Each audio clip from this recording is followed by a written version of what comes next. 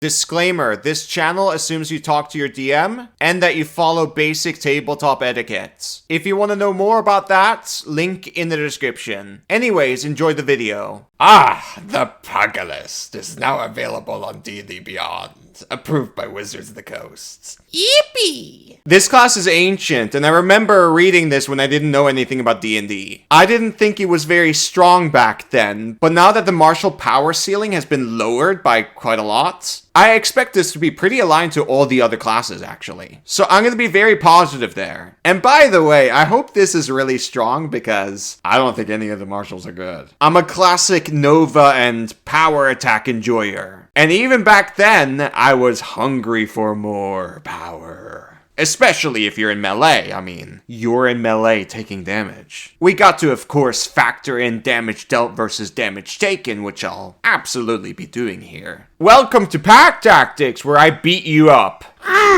Let's begin. It's a strength class. Or really, we should be calling it a strength monk. And there's some barbarian in it. It uses D10 HP, save proficiency in strength and con, pick 2 skills, weapon proficiencies in simple and improvised, and can wear light armor. Now here's the progression. If you're familiar with monk, then you know how this works. The moxie is key. This scales worse than monk. Monks get a key increase every level. This doesn't. It caps out at 12. Now that's not the end of the world. Maybe the Moxie is a much more powerful resource. As for the fisticuffs, that scales higher than Monk. Monk caps at 1d12 at level 17, and this caps at 2d6. The difference is that Pugilists are 1 DPR higher so far, which is whatever. Sustained DPR is usually a meme. We don't really care too much about that. We care about DPR with resource usage, average damage, and especially Nova damage. Fisticuffs. Your unarmed strikes, improvised, and simple weapons count as pugilist weapons. You gain the following benefits while you are unarmed or wielding only pugilist weapons. And you are wearing light or no armor and are not wielding a shield. Bonus action, make an unarmed strike. Your damage dice scale as you level. We talked about that before. And all improvised weapons you use count as having the sap mastery. That's a very important detail. When you're using a simple weapon or your fists, you can't use the weapon mastery with them. Technically, you can't even use the sap mastery with the improved weapons either, because you lack the weapon mastery feature itself. All it says is all improvised weapons count as having the sap mastery property for you. It doesn't say you can use the sap mastery. Your quarterstaff, for example, count as having the topple mastery, but it doesn't mean you can use the topple mastery. You don't have the feature that makes it so you can use it. I'm gonna assume you can use the sap mastery for improvised weapons. Anyways, this entire feature is a copy from Monk for the most part. I don't like the restriction it has with what you're wearing. You're shut out of an entire feature if you're wearing medium, heavy, or a shield. And that probably affects other features as well. So far, the class is not very multi-class friendly, unfortunately. Next, Iron Chin. When naked, your base AC is 12 plus your con mod. Your dexterity isn't added, and neither is your primary ability score, which is really weird. Your AC with point buy is going to be 15 at best. Increasing it is going to be very hard. Investing into Constitution isn't worth it. You're a main damage dealer. You should be investing into damage. Now, you do have some other defensive features, but we're gonna get into that. They're not as good as you think it is. By the way, I just realized it doesn't say in the features what level you get these at, so I have to scroll up to the progression every time to look. That's really annoying. Anyways, Moxie, level 2. They work exactly like Key. You've got your Flurry, that's expected. Brace Up gives you temp HP equal to your Fisticuffs roll, plus Pugilist level, plus your con mod. But your temp HP disappears after 10 minutes. That would be okay if it didn't take from your Moxie pool. And finally, Stick and Move. It's a bonus action to make an unarmed strike, and then take the dash or disengage afterwards. Current monks can disengage or dash as a bonus action for free. Back in the day when they couldn't, that was a huge problem for them because it made them terrible at skirmishing, especially when they ran out of ki, which frequently happened, and then they got knocked unconscious. Guys, you're walking around with 15 AC at best. You don't do a lot of damage. A monk is doing more than you, and is fighting safely, and you run out of moxie after one fight here. You do have the D10 HP compared to a monk's D8, but when you average it out and use basic skirmishing logic especially, and then remember how walls work, that D10 is a big fat nothing burger. You don't have that much HP over the monk.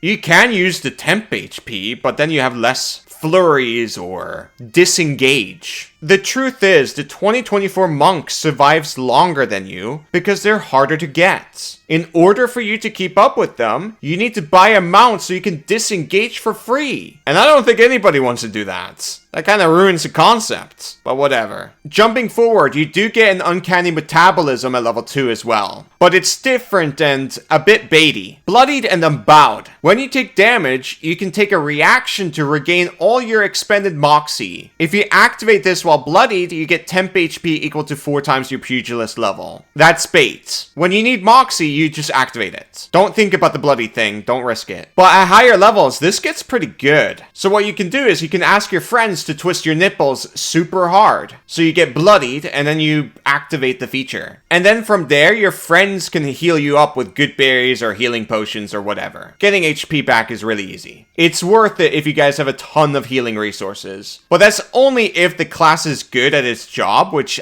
we haven't figured out yet. Best of all with this feature, this is amazing by the way. Unlike uncanny metabolism, this is a short rest feature. With enough short rests, you can theoretically keep up with the monk, but monk still has that leg up with survivability where they can disengage for free. You're still using double the amount of resources a 2024 monk would. And if you get surrounded, Mr. 15 AC, you're so screwed. Oh, there's one more second level feature you get. Swagger Streak. When you fail a strength, dex, con, or charisma check, you can expend a moxie point to attempt to swagger your way to success. You roll your fisticuffs die and add the number rolled to the ability check. If it fails, you regain the moxie and can't use this feature again until you finish a long rest. That's actually really good if somebody has passed without trace up. That way you'll always succeed on the stealth check. Or well, mostly. Level 3, Heavy Hitter. When you hit a creature with an unarmed strike, you can do damage and choose to grapple or shove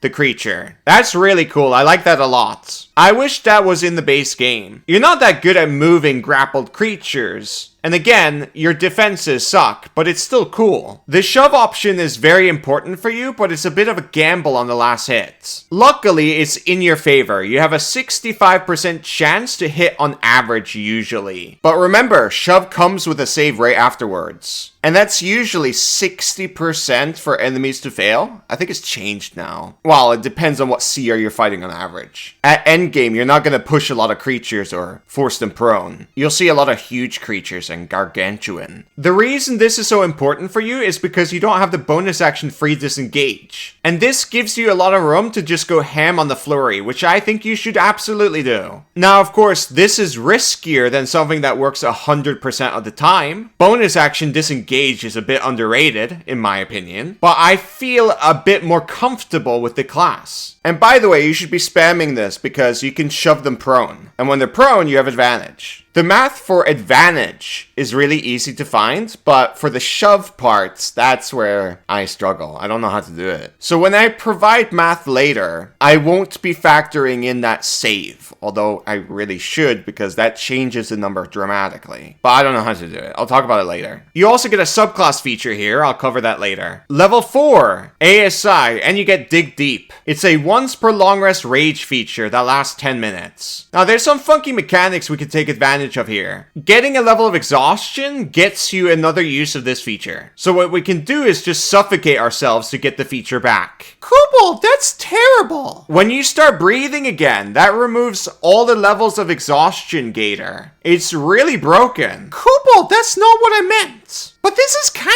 of kinky. Guys, Gator is horny. Anyways, that's probably not intended. If you find an easy way to get exhaustion, it's not worth it. It's a total trap. Some guy on Reddit lost his mind over this, and it's like, dude, read exhaustion. That's terrible. All your D20 tests are reduced by 2 times your exhaustion level, and your speed, which you need for skirmishing, or even moving into melee, is reduced by a number of feet equal to 5 times your exhaustion level. Why the hell would you want this? If you want more rage, just dip Barbarian like a normal person. Or hey, even better idea. Buy a horse and skirmish with it. Ask your party for a short rest and skirmish with that. Or you could choke yourself, but that's probably not allowed. Kobold, happy birthday! Thank you. I'm 5 years old now. 1 more year and I can finally work in the mines. I'm so excited. Kobolds turn adult at 6 years old. For my birthday wish, I want this pugilist to be stronger. Skadoosh! Haymaker! I've heard a lot about you. And by the way, you also get extra attack here. We're at level 5. We have to do some damage calculations, and we're gonna be here for a while. When you make an attack with an unarmed strike or pugilist weapon, you can expend 1 Moxie. On a hit, regain the expended Moxie, and you deal maximum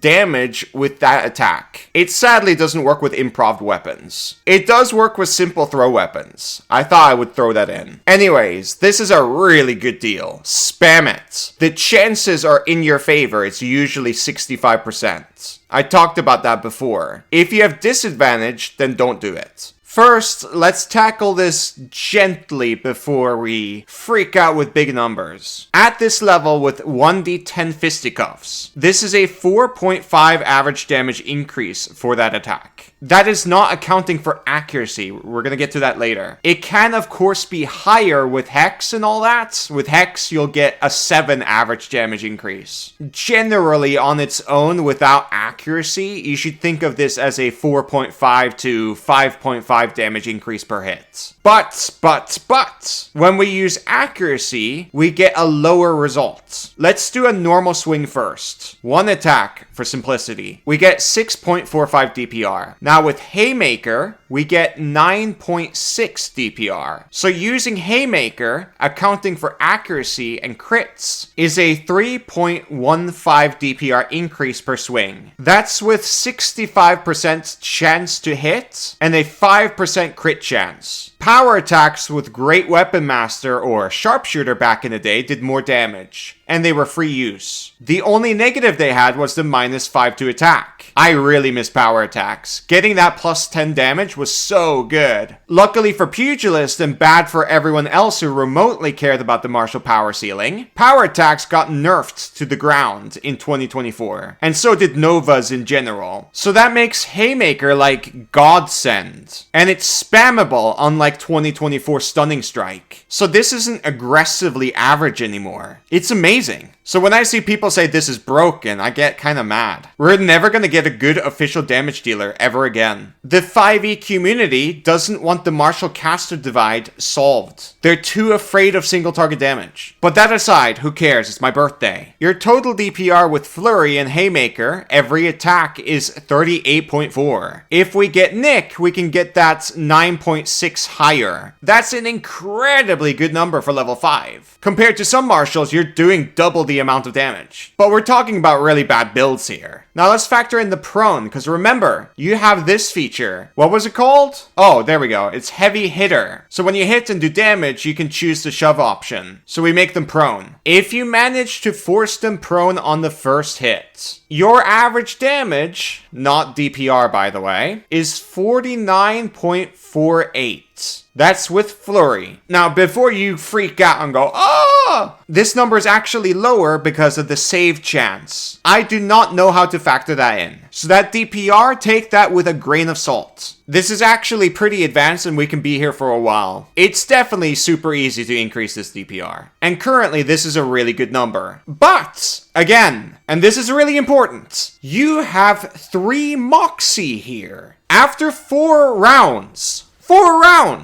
or to be like super duper nice, 2 encounters, you're gonna blow all your resources immediately. Your DPR will then plummet to 19.35. And then you've got your big problem where you can't disengage anymore. Hopefully that rage is still up. If not, you're fucked. Or, well, you just beg your party for a short rest. Sorry for being a little bit too dramatic. But yeah, you still have a resource problem. You're not that broken. In the past, this wasn't that good. By the way, I'm fully aware that when you successfully hit, that does not subtract a moxie. So let's just get that out of the way. I mentioned it twice. But you'll still miss from time to time, about 35% of the time. If you're fighting a dragon or something, it's going to be even higher. They have really high AC. And let's be honest, guys, the fights with the high AC are the actual hard ones. So are the ones with a bunch of mobs, which you're not good at handling. And then there's a huge and gargantuan thing to factor in, but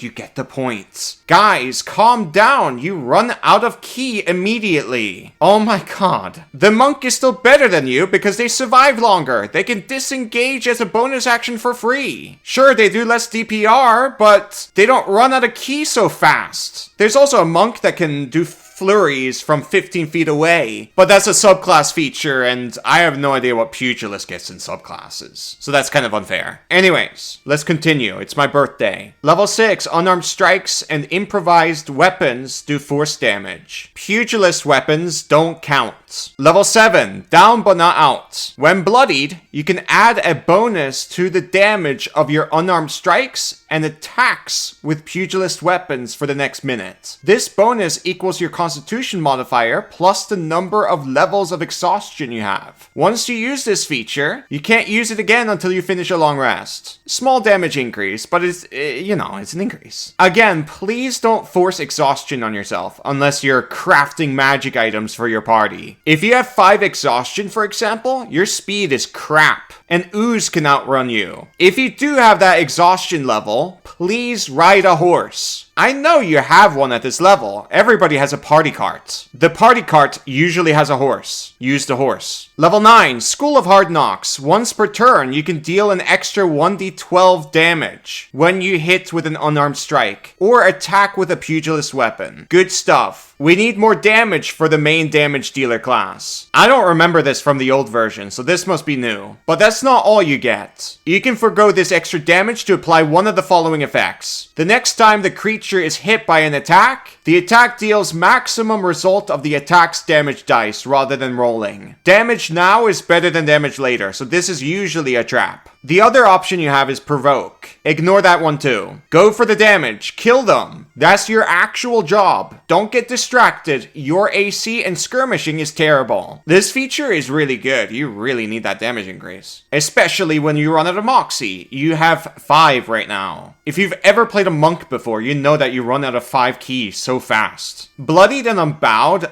really carries you. You're clinging to that for dear life. Level 10, Herculean. It's mostly utility. Smashing, in my opinion, is fairly underrated. So is jumping in general. You can leap over spike growth, or at least some of it. The other 10th level feature you get is Shake It Off. You can remove 1 exhaustion level on yourself or end one of the following conditions. You can see for yourself. It's a long rest resource, and it's got that funny exhaustion to regain use. This is actually amazing. You should get a spellcasting feature and get Arcana and craft magic items all night. That's huge for party resources. Level 13, Dig Deeper. Lasts 1 minute. Bonus action use. You get resistance, and you can use your School of Hard Knock twice per turn instead of once. Go all in on the damage. You really need it. This looks like a lot of damage. It's not enough. Keep in mind, you don't have a lot of resources. I feel like I'm being annoying now. This here will only last 1 fight. And then you need a long rest to get this back. And you're still very annoying with short rests. And the resources you have are not as important as a warlock. Every caster in the game are 1 billion times more powerful than you. And circle casting exists.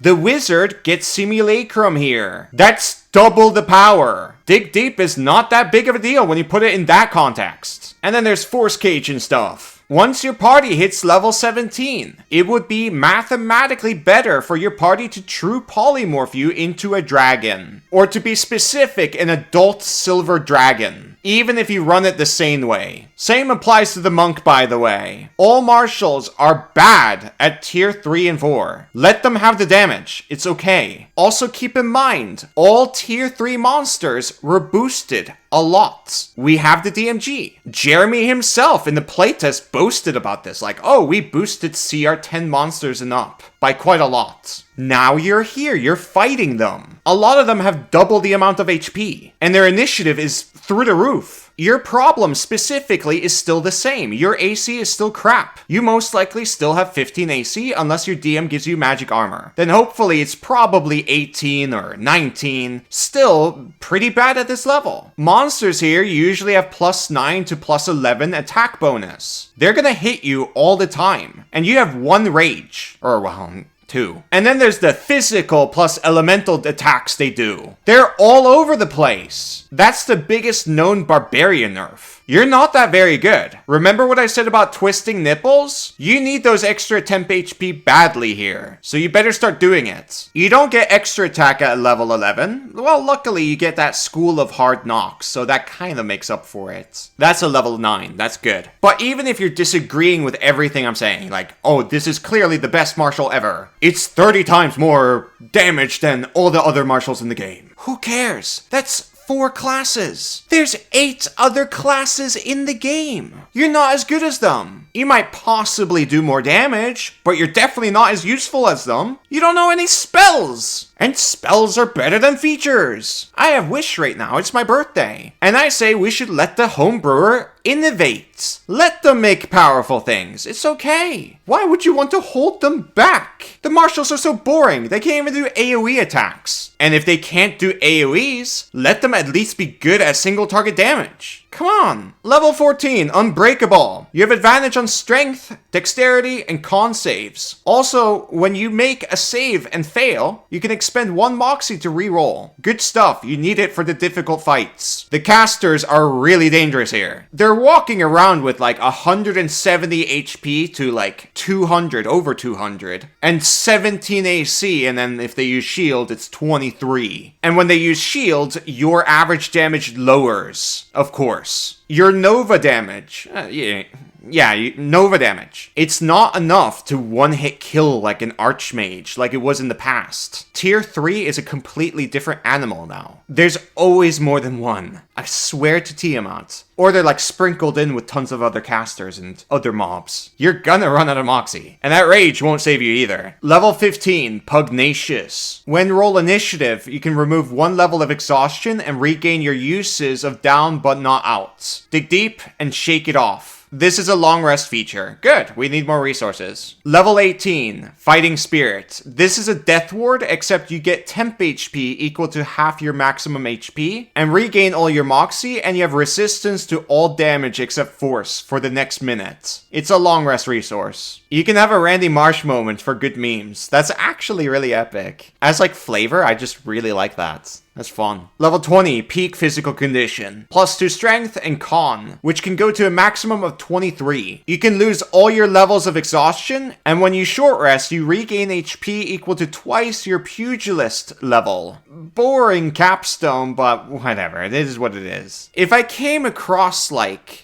a douchebag or anything like that, I didn't really mean it. I'm just frustrated with people because they set such a low power ceiling for classes like these. People get stuck with white room mathematics and then not consider everything else, like your resources and what you're actually doing in melee. It's a classic trap. Like, some people like don't consider the difference between a ranged weapon and a melee weapon. If the melee weapon does like 1 DPR higher, they usually side with the melee and be like, oh, that one's better because it does more damage. And it's like, dude, you're not considering the reach the range weapon has. And you take less damage because, well, you're not in melee. You're far away. That's just one example. Anyways, whatever opinion you have, it's valid. It's fine. You can have them. D&D is boring if we all have the same opinions, you know? The whole point of covering content is to start conversations, you know? I do not want to shut that down. And I absolutely want people to play this. Maybe from experience, they'll find out, oh, pack tactics is wrong. In encounter number 4, I still have my resources. The point I'm trying to get to is, I personally don't care if a homebrew or a third-party martial class blows every official martial out of the water. There's only 4 martials in the game. That's not very many, and they're the weakest classes. There are 13 official classes in the game. The Pugilist can absolutely be better than other martials, and still be in the lowest third when it comes to class power. That's completely fine. That's balanced. The power ceiling the casters can reach is like up to the galaxy. Don't be afraid to experiment with the martials. Let them be powerful. Don't be afraid to experiment, and don't take Reddit seriously. Same applies to the internet in general, of course. Now let's look at subclasses. Wait, I can't. The subclass features don't mention levels where you get them, and neither does it say in the Pugilist progression list. That's really bad. I can't continue. Well, that was the main class, I guess. End of video. I probably won't cover the subclasses now, but it is what it is. If you like this video, please like, comment, and subscribe. Or maybe donate to Patreon or become a member. It's my birthday today, so money is a good birthday gift. But hey, that's if you like me. Kobold, no one likes you. Okay. Well, anyways, thank you for watching. Bye-bye. Hada!